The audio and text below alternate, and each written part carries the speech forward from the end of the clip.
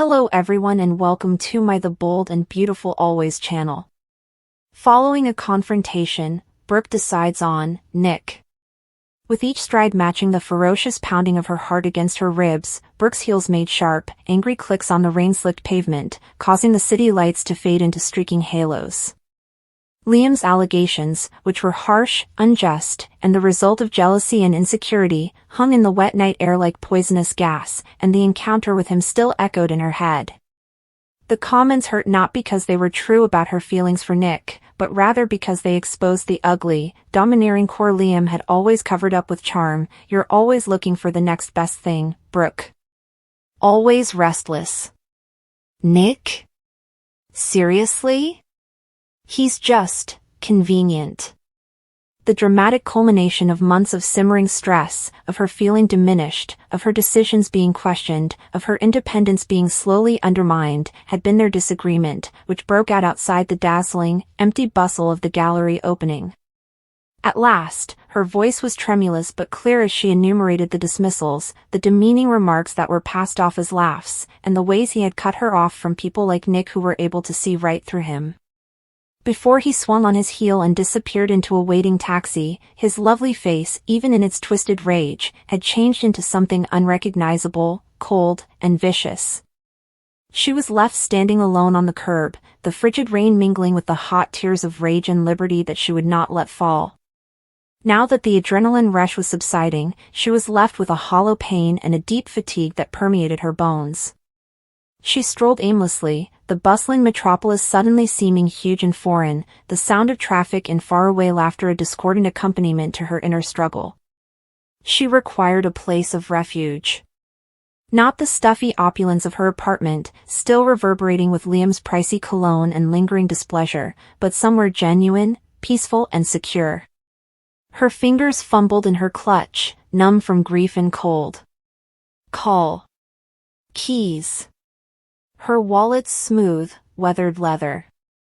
After repairing her kitchen tap, which was often leaking, with unexpected skill and a subtle jab about her landlord's carelessness, Nick placed a little, chilly metal disc in her hand a few weeks prior. He had said, in case of emergencies, or just bad days, with a kind grin and compassionate eyes that showed no expectations. It wasn't a magnificent flat, it wasn't Liam's penthouse with views of the city skyline. Top floor, green door. Buzz me anytime. Only Nick was there. Nick is present, dependable, and solid. Who made her laugh with awful puns, who listened without passing judgment, and whose unwavering composure soothed her frequently erratic energy. Who had watched as Liam gently eroded her spark, something she had tried to ignore with increasing alarm. Nick had been her safe haven for a long time before the storm tonight. Her tumultuous feelings were brought to a boil by the memory of his silent support and the sharp contrast to Liam's erratic possessiveness. She made no hesitation.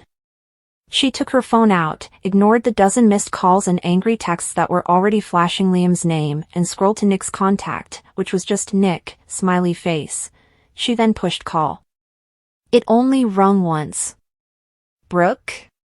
His voice pierced the city noise and the residual coldness of Liam's words like a physical embrace, warm and laced with instant worry. Are you okay? It's late. The last thread to break was the sincere concern in his voice, which was free of drama or accusations. The well-maintained dam collapsed. She let out a stifled sob. The words Nick. I. Fell flat. She was undone by the simple, straightforward sound of his voice and the assurance it offered. As the background noises on his end changed, the quiet thud of a book closing, the scrape of a chair, he inquired frantically, "Where are you?" Shivering furiously now, her exquisite dress sticking awkwardly, her hair plastered to her face from the rain, she stammered out her location, a dull corner a few blocks from the gallery. Before she could object, he hung up, saying, "Stay right there. Don't move. I'm coming." A seemingly endless 10 minutes went by. She crouched in a recessed doorway, attempting to blend in, the exchange playing repeatedly, Liam's smirk changing in her imagination. Then headlights slowed as they sliced through the rain. A well-known vehicle that was a little worn out drew up to the curb. Nick was there when the passenger door swung open, rushing towards her without an umbrella and being soaked himself. He made no inquiries. He made no concessions. All he did was spread his arms. Stumbling into them, Brooke pressed her face against the faded fabric of his plaid shirt, inhaling the smell of him, soap, and wood smoke. Strong and certain, his arms tightened around her, drawing her close to his sturdy body and protecting her from the elements and the rain. While holding the back of her head in one hand and caressing her back in gentle circles with the other, he spoke soothing, wordless words. She felt a deep, shuddering relief as the tension, the fear, and the righteous rage started to seep out of her. Gently, he brought her to the car, protecting her from the rain as best he could, and assisted her into the dry, warm inside, which had a subtle scent of old vinyl and coffee. With his hair stuck to his forehead and his own garments wet, he got into the driver's seat. In the dim dashboard light, he searched her face, observing her smudged makeup, her quivering lips, and the unadulterated pain in her eyes. "You're freezing," he said quietly as he turned up the heat to maximum intensity. He extracted a soft-looking, well-worn hoodie from the back seat. He handed it to her, his touch lingering on her chilly fingers for a comforting moment, saying, "Here.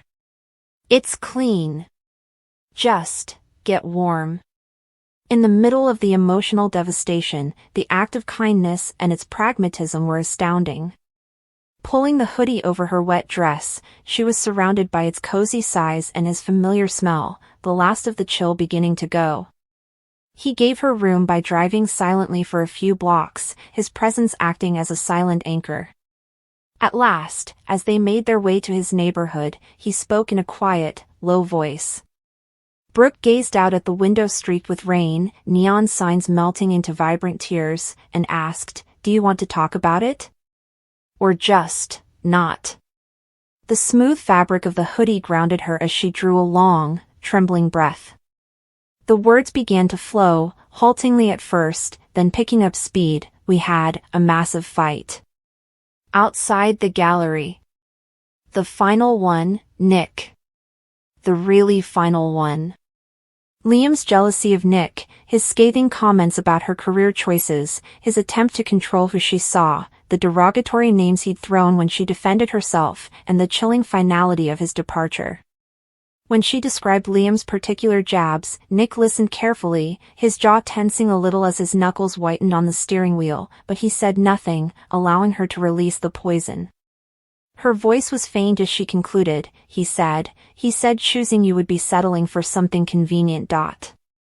Nick turned off the engine and parked the car in a tree-lined, peaceful street close to his apartment complex. The only sounds to break the sudden silence were the gentle buzz of the heater and the hammering rain on the roof. In the ambient streetlight, his countenance was serene but serious as he turned fully towards her. "Brooke," he remarked in a steady voice that was free of defensiveness or vanity. He reached across the console without grabbing, simply offering his hand palm up in an invitation. "What Liam thinks, what anyone thinks, doesn't matter. What matters is what you want. What makes you feel safe, respected, happy. Not convenient. Never just convenient." She glanced at his hand before meeting his gaze. They lacked the possessive fire Liam has always carried, as well as any hidden agendas or manipulation. All they had was a quiet strength that seemed like bedrock, a profound understanding, and unfailing kindness. The way ahead became glaringly obvious at that instant, surrounded by the soft hum of the rain and the warmth of his borrowed hoodie. Everything vanished, including the frenzied energy, the feverish drive to impress herself, and the tiresome dance of pleasing Liam's ego. This was all that was left. This silent power. This strong feeling of being viewed as Brooke rather than as a challenge or an accessory. Imperfect, occasionally sloppy, yet complete. Her decision wasn't a response to Liam, rather, it was a confirmation of what she had known deep inside but had let slip. She touched him with her hand. Warm and tight, his fingers curled around hers, forming a link that felt right and ancient, a quiet promise. "Nick," she muttered, her voice crisp and determined despite its emotional content. The statement was not a question. "Take me home." "You're home." It was a proclamation. A decision taken under the steady light of his presence, in the deep calm that followed the storm, rather than in the midst of rage. His smile was not one of triumph. He refrained from boasting. His features were softened by a deep comprehension of the weight of her words, a tenderness that was profound. He merely nodded and clasped her hand again, a nonverbal recognition that had a greater impact than any dramatic declaration. "Okay," he uttered quietly, the one word bearing the weight of a commitment. He turned the engine back on and drove the final few blocks to his building, a charming old brick building with a tiny, well-lit lobby. As she emerged, the sleeves of her large sweatshirt engulfing her hands, he turned to open the door and extended his hand once again. The familiar creak of the wooden steps was a reassuring sound as he held her hand as they made their way through the still lobby and up the stairs to the top floor. He unlocked the green door and led her into his flat, where she found warmth and comfortable living quarters. It was just as she remembered, mismatched furniture, a guitar leaned in a corner, books piled carelessly, and the subtle aroma of incense and coffee. It was lived in, it wasn't spotless. Actual. He hung the wet hoodie and her coat next to a radiator. He walked over to the tiny kitchen and said, "Tea? Or something stronger?" She said, "Tea, please," in a more steady voice. Pulling her knees up, she fell into his well-worn sofa and watched him move with the same ease as always, collecting mugs and filling a kettle. It was therapeutic because of its domesticity and complete absence of pretense. After setting hers on the low table and bringing over 2 steaming cups, he sat down next to her, not too close, but close enough. For a while, the only sounds they heard were the rain hitting the windows and the ticking of an ancient clock. The encounter with Liam now seemed far away, like a nightmare fading in the sanctuary's morning light. Here, in the peaceful warmth, the decision she had taken hardened after crystallizing in the rain on that street corner. Selecting Nick was not a glamorous or simple decision. It was a decision to value mutual respect over possessive control, quiet strength over erratic desire, and authenticity over performance. It was picking the one who provided refuge without asking for sacrifice, who saw her fire and didn't try to put it out or claim it for himself, but instead just stood by her side, confident and solid. She glanced at Nick as she sipped the hot tea, the warmth coursing through her, and he looked back at her with a silent, honest love. It was storming outside. There was calm in here.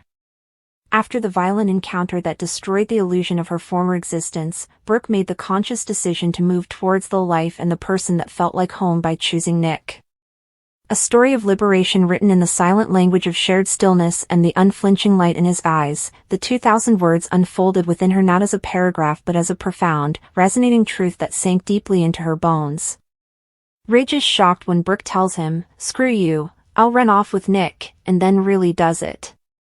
The tension in the Forrester mansion was thick, the kind that clung to skin and suffocated the soul, and Brooke Logan stood there in the living room, radiant but angry, her signature golden hair falling down her shoulders like a fiery halo as she glared at Ridge Forrester, her once loved, the man whose betrayals had carved valleys of pain into her heart, the man who once promised forever only to deliver heartbreak time and time again, and this moment, this intolerable culmination of years of emotional whiplash, had pushed her to the brink.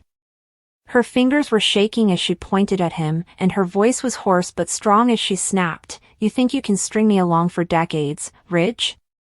I'll wait for you to pick me again, but you think you can switch between Taylor and me like we're playing musical chairs?" Ridge tried to interrupt with a half-hearted "Brooke, come on, don't do this," but that was the last straw, the last insult, and Brooke erupted, her emotions no longer simmering beneath the surface but boiling over with decades of pent-up fury. Ridge was standing across from her in his perfectly tailored shirt, arms folded with that infuriating calmness he wore like armor. "No, you don't get to gaslight me into silence this time," Brooke said. You fled to Aspen, you married Taylor without telling me, and you claimed she was your destiny once more. Now that she has returned to Europe and you are lonely, you return as if nothing had happened." And she laughed bitterly for a moment as tears filled her eyes, tears of freedom and release rather than sadness, because for the first time in her life she had clarity, and that clarity burned away any last remnant of the romantic illusion she had managed to hold on to. Ridge, clearly uncomfortable now, stepped towards her as if he might reach for her hand, his brow furrowed with that classic Ridge mixture of pride and guilt. But Brooke stepped back, her heels clicking like gunshots against the marble floor, her voice suddenly lowering into a venomous calm. "Screw you, Ridge, I mean it, screw you," and the room fell silent for a half moment before she dropped the bombshell, her lips curling into a smile laced with defiance and retribution. "I've finished your little game. I'm running off with Nick," Ridge said, and then his whole face fell, his self-assured expression crumbling like old cement, his voice trailing off as he stumbled. "Nick Marone?" Brooke nodded proudly, emboldened by the shock that rippled through Ridge's face. "That's right, Nick called me last week." It seemed as though the name itself tasted sour on his tongue, as if the memory of his half-brother, the man who had once been both his ally and rival, the man who had shared Brooke's bed and fathered her child, was suddenly standing between them all over again like a ghost from their most turbulent past. "Monte Carlo is where he is. He assured me that his love for me would never fade. I also think he's real." With his jaw clenched, Ridge came forward once again, his voice rising in that familiar mixture of amazement and envy, saying, "You're running away with Nick just to punish me? Because unlike you, he never made me feel like I was second best." However, Brooke gave him a look that was more devastating than words. "No, Ridge.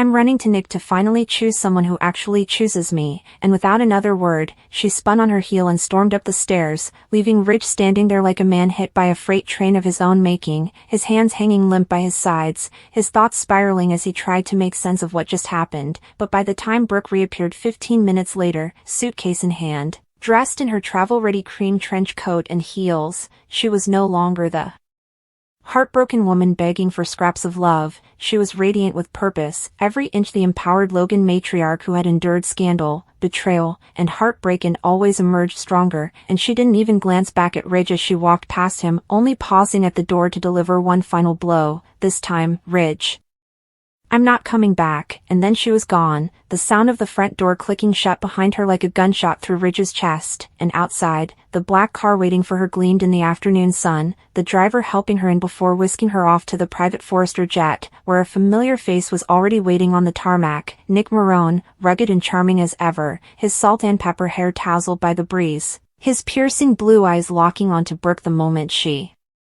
stepped out of the car, and when she approached him, her heart pounding, the years seemed to melt away as he smiled that unmistakable smile and murmured, "You sure about this, Logan?" And without hesitation, she stepped into his arms and whispered, "I've never been more sure of anything."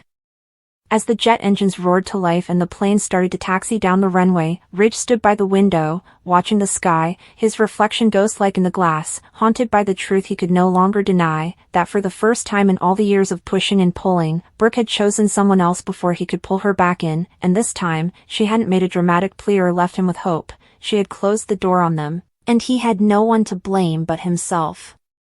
As the realization set in like concrete, he whispered her name, but it was too late. Brooke was gone, and she wasn't looking back.